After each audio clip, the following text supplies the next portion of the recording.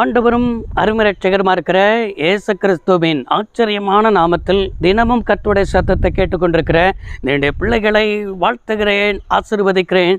நீங்கள் ஆசீர்வதிக்கப்பட்டவர்கள். இந்த நாளிலும் கூட ஆண்டவர் நம்மளை பார்த்து சொல்லுகிறது, பரிசுத்த தேவன் நம்மளை பார்த்து ஒரு கேள்வியோடு கூட இன்றைக்கு முன் வைக்கிறார்.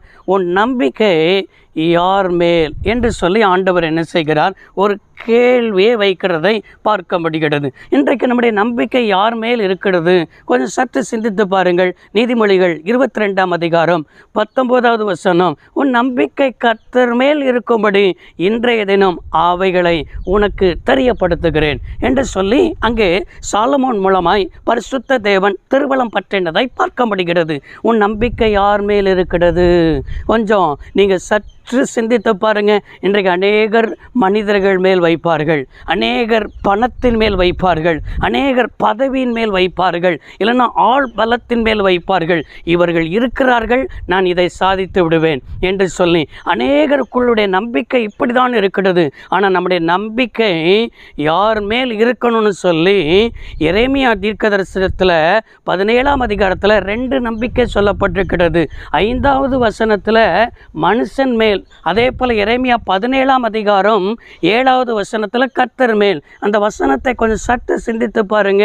அதே எரேமியா 17ஆம் அதிகாரம் 5வது வசனத்தில் மனுஷன் மேல் நம்பிக்கை வைத்து மாம்சமானதை தன் புயபலமாக்கி கொண்டு கர்த்தரை விட்டு வழி விலகிற இருதயமுள்ள மனுஷன் சபிக்கப்பட்டவன் என்று எழுதப்பட்டிருக்கிறது. இன்னைக்கு ஆசீர்வாதமாக இருக்க வேண்டியதான நம்முடைய குடும்பம்.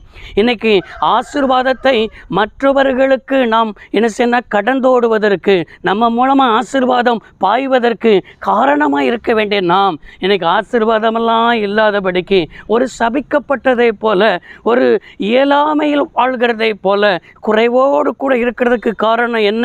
இந்த சாபத்திற்கு காரணம் என்ன என்று சொன்னால், நீங்கள் முதலாவது மனுஷன் மேல் நம்பிக்கை வைத்தது, மாம்சமானதை புயபலமாக்கி கொண்டது, கர்த்தரை விட்டு வழி விலகினது. இதிலெல்லாம் கர்த்தரை விட்டு வழி விலகி இருக்கிறீங்க. கர்த்தரை விட்டு வழி விலகி கர்த்தருடைய வார்த்தைக்கு கீழ்ப்படியாமல் கர்த்தரிடத்திலிருந்து வர வேண்டிய ஆசீர்வாதத்தை மனிதனிடத்தில் போய் அழுதுகிட்டு நிற்கிறோமே, மனிதனிடத்தில் போய் கண்ணீர் வடிச்சுக்கிட்டு இருக்கிறோமே, நீங்கள் தான் எனக்கு உதவி செய்யணும், நீங்கள் இல்லைன்னா எனக்கு யாருமே இல்லை, நீங்கள் தான், உங்களை தான் நான் நம்பி இருக்கிறேன் என்று சொல்லி மனுஷன்ட போய் அழ அழ அழ. ஒன்றை புரிந்து கொள்ளுங்கள், நம்ம மனுஷன்ட போய் எப்போ அழுகிறோமோ அந்த நேரத்திலே கர்த்தர் வேதனைப்படுகிறார். மனுஷன்ட போய் நம்ம கவலைகளை சொல்லுகிறோம், மனுஷன்ட போய் நம்முடைய இயலாமையை சொல்லுகிறோம், மனுஷன்ட போய் என்ன செய்கிறோம்? எல்லாத்தையும் சொல்லி அழுகிறோம். இப்படி அழுது அவர்கள் இதை சாதிச்சுடுவார்கள் என்று சொல்லி மாம்சமானதை புயபலமாக்கி கொண்டு கர்த்தருடைய வழியை விட்டு நீ விலகி கொண்டிருக்கிற சகோதரனே, சகோதரியே, இன்றைக்கு உன் சாபம் நீங்கணும்னா கர்த்தரிடத்தில் மனம் திரும்பி ஓடி வரணும். அதே அதிகாரம் எரேமியா 17ஆம் அதிகாரம் 7வது வசனத்தில் வாசிக்கிறோம், கர்த்தர் மேல் நம்பிக்கை வைத்து கர்த்தரையே தன் நம்பிக்கையாய் கொண்டிருக்கிற மனுஷன் அவன் பாக்கியவான். ஆமென்.